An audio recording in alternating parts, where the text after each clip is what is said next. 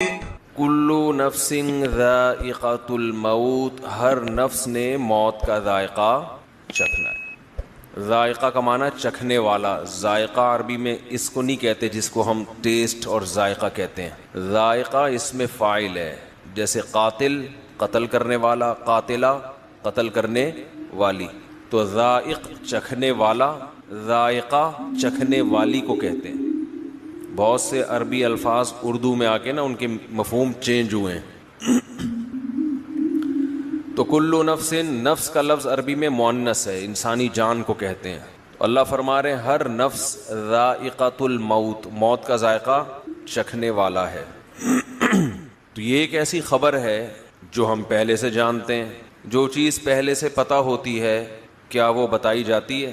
بولو بھائی، میں ان سے کہوں آپ کے سر پہ ٹوپی ہے، کہیں گے بھائی یہ بتانے کی ضرورت نہیں ہے، مجھے پہلے پتہ ہے، سب کو پتہ ہے میرے سر پہ کیا ہے، بولیں بھائی آپ کی ناک پہ چشمہ ہے۔ اگر میں یہ بیان شروع کر دوں وہ خبریں جو پہلے سے آپ کو معلوم ہیں، تو آپ تھوڑی دیر میں سب بھاگ جائیں گے یہاں کہ بھئی یہاں نماز پڑھنا، بیان سننا چھوڑ دو۔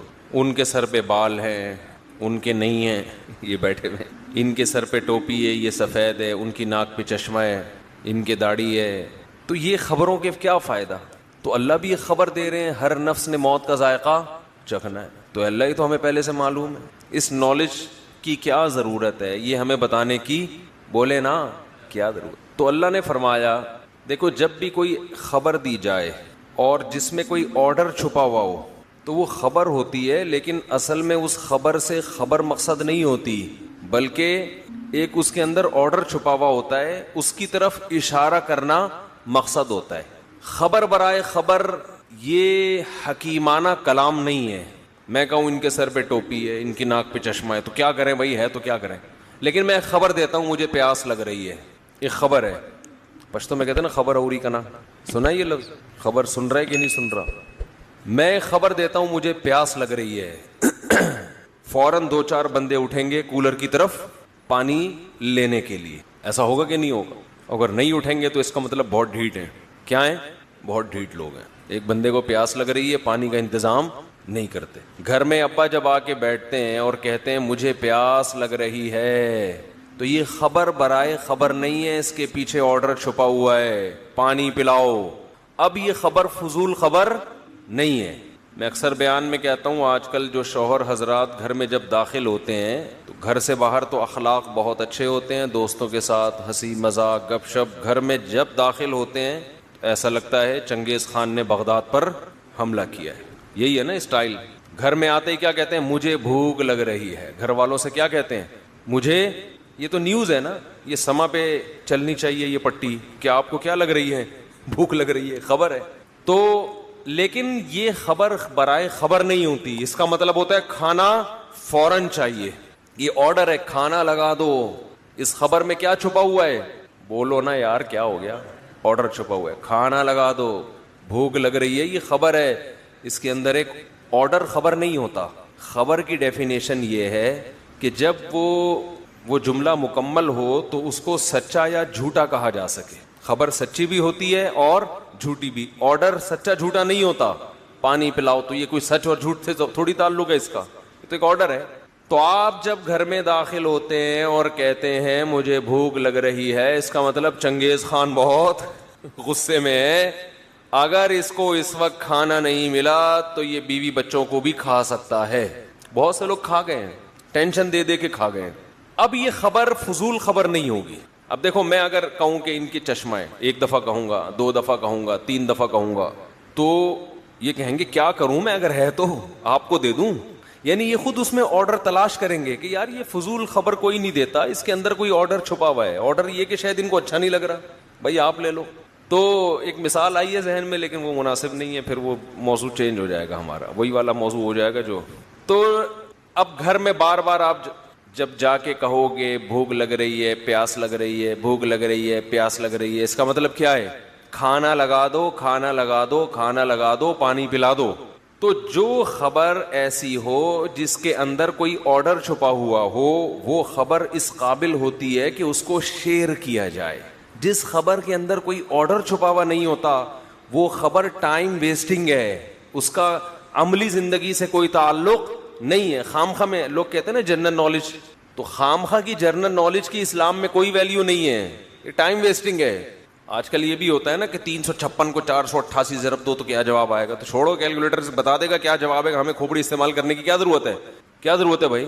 تو میں یہ عرض کر رہا تھا کلو نفس ذائقۃ الموت, ایک خبر ہے, اللہ فرماتے ہیں ہر نفس نے موت کا ذائقہ چکھنا ہے, ہر نفس نے. تو یہ خبر برائے خبر نہیں ہے, اس کے اندر ایک آرڈر چھپا ہوا ہے. ڈاکٹر جب آپ کو کہتا ہے کہ آپ مرنے والے ہیں تو آرڈر چھپا ہوا ہوتا ہے, صحت کا خیال کرو, بھینس کا خالص دودھ پیا کرو.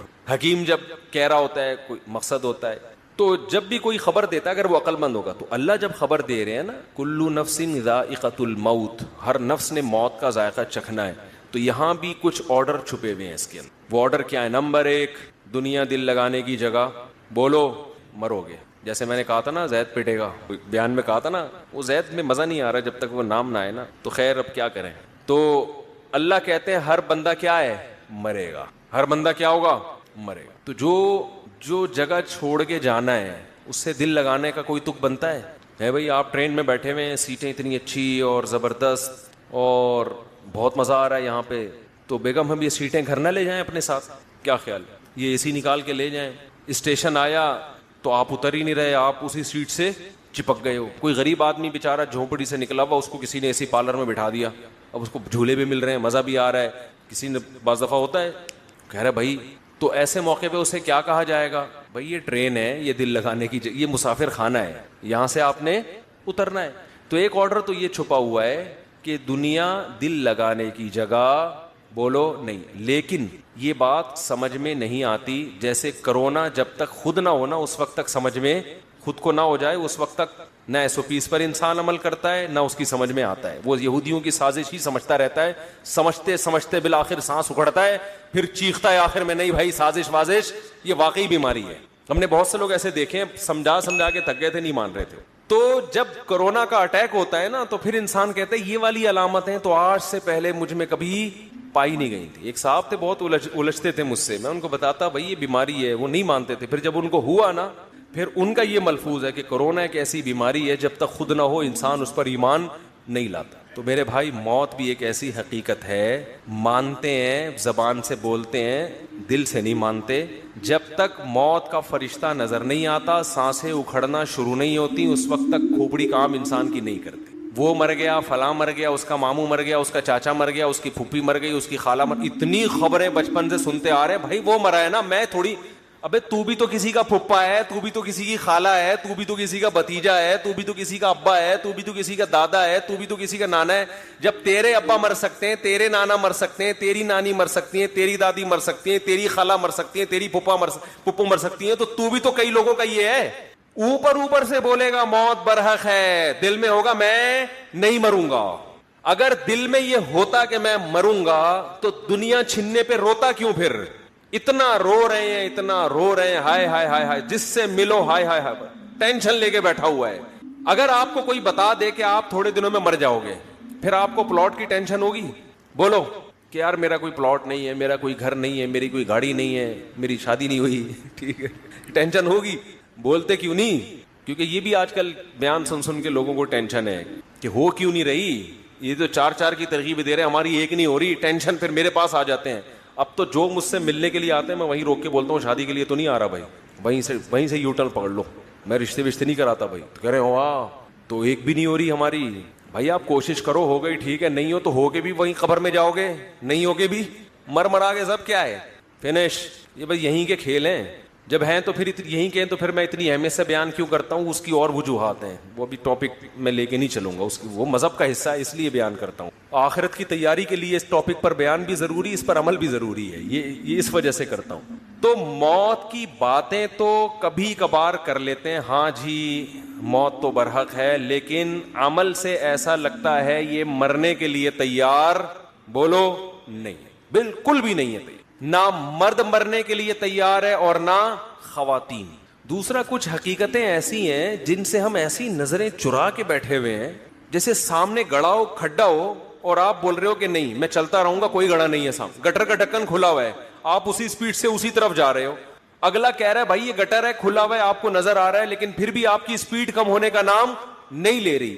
اس ایسے ہی لوگوں کو قرآن کہتا ہے سمم بکمن عمیون، اندھے ہیں، بہرے ہیں، گونگے ہیں. قرآن جن کو اندھے بہرے اور گونگے کہہ رہے وہ سچی مچی کے اندھے بہرے گونگے تھوڑی تھے. ان کی تو نظریں 6x6 نظریں لے کے بیٹھے ہوئے تھے، کان سماعت بہت تیز تھی ان کی، سنتے بہت تھے، بولتے بہت تھے. ان کو قرآن کیا کہہ رہے ہیں؟ اندھے ہیں، بہرے ہیں اور گونگے ہیں. نہ حق بول سکتے ہیں، نہ حق سنتے ہیں اور نہ حق دیکھتے ہیں. یہ انہی کے بارے میں کہا ہے جو موت کو مانتے ہیں لیکن عمل سے لگ رہا ہے کہ یہ تیار نہیں ہے اس کے لیے. ایسے ایسے واقعات سامنے آتے ہیں، انسان کانوں میں انگلیاں ڈال لیتے ہیں کہ بھائی یہ مت سناؤ ہمیں. یتیم کا مال کھانا، قرآن کہہ رہے آگ کے انگارے ہیں. باپ مر گیا نا، یتیم بچہ ہے، تو قرآن کیا کہہ رہے؟ کیا کھا رہے ہو؟ آگ کے انگارے. لوگ کھا رہے ہیں کہ نہیں کھا رہے؟ بولو نا. بہنوں کی وراثت، یتیموں کی وراثت نہیں دے رہے. دیکھو قرآن نے نا مالی معاملات میں بہت وعیدیں بیان کی ہیں. میں نے دیکھا ہے لوگ نماز روزے میں کسی حد تک آ جاتے ہیں، پیسوں میں کیونکہ آخرت کو بھول گئے. نماز سے دنیا نہیں جاتی نا بھائی، نماز پڑھنے سے دنیا کا کوئی نقصان نہیں ہو رہا، تھوڑا ٹائم نکال کے مجاہدہ کرنا پڑتا ہے. پیسوں کے معاملات میں آپ کی دکان بند ہوتی ہے، نماز میں تو 10 منٹ کے لیے دکان بند کرنی پڑے گی نا، کوئی بڑا نقصان تو نہیں ہے. لیکن جب آپ پیسوں کے معاملے میں کلیئر ہو کے چلو گے تو لاکھوں کروڑوں روپے سے ہاتھ دھونے پڑتے ہیں آپ کو. یہاں کے لوگ دنیا کو مسافر خانہ سمجھنا چھوڑ دیتے ہیں. پیسوں میں جو آدمی ایک نمبر ہوگا، اس سے پتا چلے گا کہ یہ دنیا کو واقعی کیا سمجھتا ہے. بولو، بولو نا یار زور سے. یہ مسافر خانہ سمجھتے ہیں، عبادت سے نہیں پتا چلتا. ہم نے بڑے بڑے دنیا کی محبت کے مریض، بڑے بڑے کرپٹ لوگ دیکھے رمضان کے پورے روزے رکھتے ہوئے. ہم نے بڑے بڑے 2 نمبر 5 نمازیں پڑھتے ہوئے دیکھے، حج کرتے ہوئے دیکھے ہیں. انسان کی دینداری کا اور اس بات کا کہ یہ آخرت پر یقین رکھتا ہے، سب سے پہلے پتا چلتا ہے کہ مالی معاملات میں کیسا ہے. پیسہ دینا کسی کو بہت مشکل کام ہے، اپنا نقصان کر کے. میرے پاس صبح شام کیس آتے ہیں، وہ 1 کروڑ کھا گیا، وہ اس کے 2 کروڑ کھا گیا. جو کھایا ہوتا ہے میں اس سے بولتا ہوں دو، اس کو کہہ رہے کہاں سے دوں؟ گھر بیچ کے دو. بھائی میں کیا روڈ پہ آ جاؤں؟ میں نے کہا جن کے پاس ذاتی گھر نہیں ہے کیا روڈ پہ سو رہے ہیں وہ سارے؟ بولو نا کیا ہو گیا بھائی، کرائے پہ رہو نا. نہیں جی میں کیسے گھر بیچوں، میں نے فلاں کا 2 کروڑ دینا ہے، 3 کروڑ دینا ہے، میں گھر کیوں بیچوں؟ پورے حرام خوری کے مزے اڑائے گا ہے بھائی. گھر بھی اپنا رہے، گاڑی بھی نہ بکے، سب کچھ ہو، اور پھر اضافی کوئی تکا لگ گیا تو فلاں کا قرضہ ادا کر دوں گا میں کیونکہ میرے بزنس میں لاس ہوا ہے. سمجھتے نہیں ہو میرا خیال ہے یہ ہو رہا ہے مارکیٹ میں. بزنس میں لاس ہوا، میں کہاں سے تو دے گا؟ آج کل میرے زبان پہ باپ کا لفظ چڑھا دیا بندے نے، تیرا باپ بھی دے گا. ٹھیک ہے نا، مکان بیچ دے قرضہ فلاں کا. میرے چھوٹے چھوٹے بچے ہیں، میرے تو بھائی چھوٹے چھوٹے بچے بھی ہوتے ہیں، بڑے بڑے بچے بھی ہوتے ہیں. یہ تو ہمیشہ سے ہو رہے، بچے کبھی چھوٹے ہوں گے، کبھی بڑے ہوں گے، کبھی منجلے ہوں گے، کبھی نہیں بھی ہوں گے، کبھی ہوں گے. یہ تو دنیا کا حصہ ہے. تو کیا آسمان سے نیا نازل ہوا ہے کیا تیرے چھوٹے چھوٹے بچے ہیں؟ بچے تو پہلے چھوٹے چھوٹے ہی ہوتے ہیں، بڑے بڑے تو اچانک پیدا نہیں ہو جاتے. فضول قسم کی باتیں. مکان بیچو، فلاں کا قرضہ دو. نہیں آ رہی بات میرا خیال ہے. بہن وراثت مانگ رہی ہے، بیچ اس مکان کو جس پہ تو قبضہ کر کے بیٹھا ہوا ہے 1000 گز کے بنگلے پر، بیچ کے اس کا حصہ دے. اب دے تو تڑاک پہ آ گیا ہوں میں. یہ تمیز سے سمجھانے والی باتیں ہے ہی نہیں. داڑھی اتنی لمبی رکھی